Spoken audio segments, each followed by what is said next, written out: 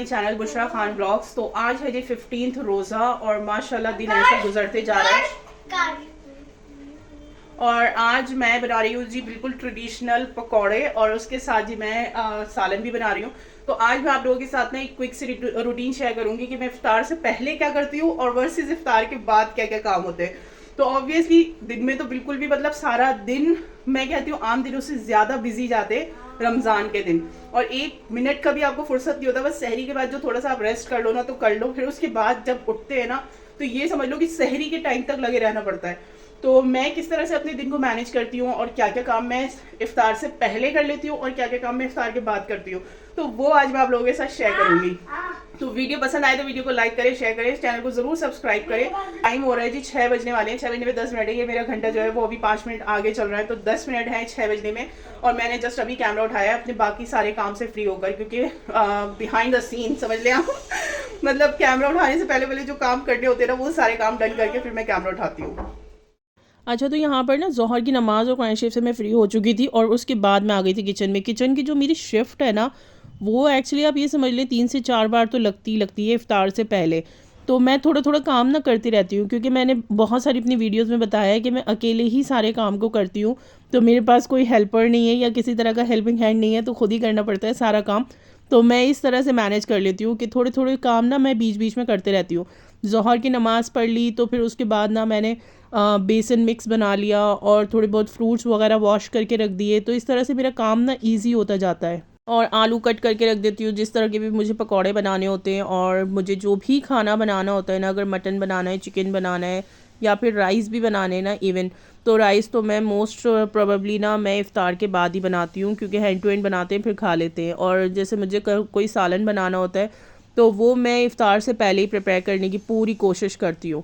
तो उसको वॉश करके मतलब वॉश करने का जितना भी काम है ना और कटिंग का जितना भी काम है वो सब मैं पहले ही डन कर लेती हूँ ज़ोहर की नमाज़ और कुरान शरीफ पढ़ने के बाद। और फिर आती हूँ जी असर के बाद मैं किचन में। तो असर के टाइम मुझे ऐसा लगता है कि असर की नमाज़ पढ़ी नहीं आपने और आपका टाइम जो है ना वो इफ़्तार का पूर करके निकल गया। ये आप मेरे पीछे देख सकते हैं, टाइम इस वक्त हो रहा है 6:20। ये घंटा ऑलरेडी आगे है, मतलब 10 मिनट का फ़र्क है। तो 6:10 हो रहे थे, मैं असर की नमाज़ पढ़ते ही फ़ौरन किचन में आ गई थी। और फिर मैंने पकड़ी जी राजधानी एक्सप्रेस और फुल स्पीड से मैंने अपना सारा काम करना स्टार्ट करा। मतलब ये जो 1-1.5 घंटा होता है ना इफ्तार से पहले का, मेरा इतना बिजी जाता है कि अगर बच्चे भी मुझसे कहते हैं ना कि मम्मा ये सुन लो, मम्मा ये कर दो, मैं कहती हूँ बेटा आप खुद हैंडल करो और अभी मुझे काम करने दो। और वैसे भी ऑब्वियसली जब मैं किचन में इस तरह का कुछ फ्राइंग का काम करती हूँ ना, तो मैं बच्चों को बिल्कुल भी अलाउड नहीं करती कि वो किचन में आएँ या मेरे आसपास भी भटके। शादियाँ 1-2 बार बीच में आ गई थी तो मैंने उन्हें डांट दिया था, मैंने कहा अब मत आना आप बिल्कुल भी किचन में। और मैं यहाँ पर ना फ्राइंग का काम कर रही हूँ। मुझे ना बहुत डर लगता है ये फ्राइंग के काम करें और बच्चे किचन में अगर अम्माओं के पास आके खड़े और परेशान करें। तो मैंने हाथ के हाथ दस्तरखान भी लगाना सेट कर दिया था। मतलब मैंने कहा चलो सेट करते जाओ फटाफट, ये काम भी ईजी हो जाएगा। ऑल दो सादिया मेरी हेल्प कर देती है इन सब कामों में, बट अभी वो बच्चे खेलने में लगे हुए, तो मैंने कहा खेलने दो और मैं अपने सारे काम ना आसानी से आराम से कर लूँगी। तो ये देखिए जी चिकन का कौरमा मैंने बनाया था और बहुत ही मज़े का और दानेदार चिकन का कौरमा बनाने का जो सीक्रेट है ना वो मैं आज आप लोगों के साथ रिवील कर देती हूँ। तो आपने क्या करना है ना, दही को फेंटना नहीं है, आपने डायरेक्ट दही को वैसे ही डाल देना है जैसे वो मार्केट से आती है। और उसके बाद आपने अच्छे से भुनाई करनी है दही की, और फिर सबसे लास्ट में आपने भुना हुआ प्याज डालना है, मतलब फ्राई वाला प्याज डालना है। और ये देखिए बिल्कुल दही कौरमा बनता है और बहुत ही टेस्टी बनता है। तो बस उसके बाद मैंने सारे जो फ्राइंग का काम था ना वो तो डन हो गया था मेरा, लेकिन फिर सादिया की फरमाइश आ गई जी स्माइलीज़ बनाओ आप मेरे लिए। मैंने कहा चलो ठीक है मैं स्माइलीज़ बना लेती हूँ आज। और मैं 2-3 दिन बीच करके ना ये जो फ्रोज़न आइटम्स है ना ये यूज़ कर लेती हूँ। तो ये जो मैंने आपको वो दिखाया है ना पिज़्ज़ा पॉकेट्स है, क्या है, पिज़्ज़ा समोसा है यार, ये इतना मज़े का है ना, आप एक बार ज़रूर ट्राई करिएगा। ऑल दो ये जो है ना इसमें कितने आते हैं, मुश्किल से 10 पीस होंगे, लेकिन यार इसका टेस्ट ऑसम है। मैंने अम्मी के मिनी समोसास खाए थे इसके मैकेन के, तो मुझे तो बहुत पसंद आए। और ये जो पिज़्ज़ा समोसा है ना ये भी बहुत टेस्टी है, इतना चीज़ी, इतना मज़े का है। तो स्माइलीज़ तो ऑल दो बच्चे ही खाते हैं और ये समोसा वमोसा भी बच्चे ही खाते हैं। बस एक मैंने लिया ना, मुझे बहुत ही मज़े का लगा सच में। तो ज़रूर ट्राई करिएगा अगर आपके घर में छोटे बच्चे हैं ना, तो वो ये आइटम्स खाने में बहुत ज़्यादा इंटरेस्टेड होंगे, तो उनके लिए ये आप मंगा के रख सकते हैं। जब मार्केट से सब चीज़ें फ्रोज़न मिल रही है तो मैं कहती हूँ यार घर में बनाने का क्या फ़ायदा है, आप थोड़ा सा मार्केट से ही ख़रीद लो। बाय द वे ये जो जितनी भी चीज़ें थी ना फ्रोज़न आइटम्स, ये हमारी अम्मी ने भेजी थी सादिया और सुहान के लिए, कि हमारी अम्मी के इन्होंने खाए थे बच्चों ने समोसा, तो उनको बहुत पसंद आया था, तो अम्मी ने बच्चों के लिए भी मंगा लिया था। तो यहाँ देखें बच्चे सिर्फ स्माइलीज़ पर ही अटैक करे हुए हैं, और सुहान का थोड़ा सा मुँह बन गया था क्योंकि सादिया ने उनके सारे स्माइलीज़ ले लिए थे। फिर मैंने बोला नहीं सादिया, जितने मैंने आपके लिए फ्राई करे आप खाओ, और जितने भाई के लिए फ्राई करे वो भाई को दो। तो फिर मिल बांट के इस तरह से ने खाना खा लिया, वो इफ़्तार कर लिया था। और आज हस्बैंड नहीं थे इफ़्तार पर, क्योंकि हस्बैंड गए हुए थे मार्केट, उनको बहुत ज़रूरी जाना था, तो वो रोज़े से पहले ही चले गए थे और बोल के गए थे मैं आके इफ़्तार कर लूँगा, अपना रख देना। मैंने कहा ठीक है। और आज ही मैं ट्रेडिशनल पकौड़े बना रही थी और आज ही हस्बैंड घर पे नहीं थे। और ये देखिए कितना चीज़ी समोसा है यार, बिल्कुल चीज़ से फुल है ये। तो बस यहाँ पर हम लोग अपना इफ़्तार एंजॉय कर रहे थे, और जो हमारी नेबर आंटी है उनके घर से भी इफ़्तार आ गया था। और माशाल्लाह मतलब इतना रहमतों का बरकतों का महीना है ना ये, आप कि थोड़ा बनाओ थोड़ा भी इतना ज़्यादा हो जाता है माशाल्लाह, कि आप सोचते हैं यार किसी को दे दे या किसी के साथ शेयर कर लें, तो इतना ज़्यादा बरकतों का महीना है ये। A few moments later. तो बस ये इफ़्तार हमारा हो गया था, और यहाँ पर मैं दस्तरखान समेट रही थी और हस्बैंड भी आ चुके थे। तो उसके बाद इफ़्तार के बाद जो दूसरा काम होता है ना, वो मेरा होता है जी चाय बनाना, क्योंकि सहरी मतलब मेरी जब होती है ना तो मुझे चाय चाहिए, और जब इफ़्तार होता है तो उसके बाद भी मुझे चाय चाहिए होती है।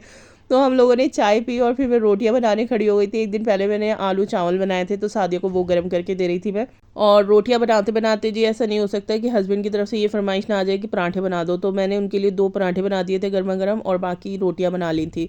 तो रोटियों का काम भी हुआ था डन। फिर उसके बाद जी मैं करती हूँ किचन की क्लीनिंग, डीप क्लीनिंग अच्छी तरह से, मतलब पूरा गैस वगैरह साफ़ करती हूँ और बर्तन साफ़ करती हूँ।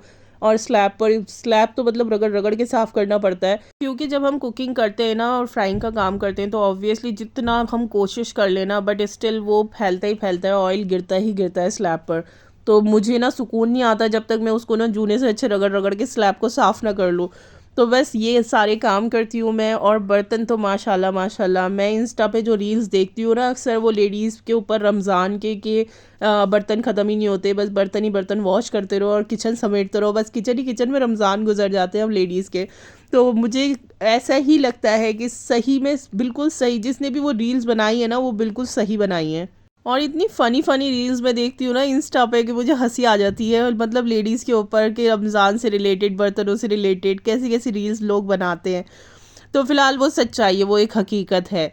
तो यहाँ पर हो गया था जी किचन का काम डन, और फिर उसके बाद आती है जी घर की साफ़ सफाई। अब तो कुछ लोग मुझे कहेंगे कि आप रात में सफाई करते हो, बहुत गलत है, रात में सफाई नहीं करना चाहिए। आई नो बिल्कुल कि रात में सफाई नहीं करनी चाहिए, बट मैं क्या करूँ यार, मेरे से ना रोज़े में बिल्कुल भी नहीं हो पाता है।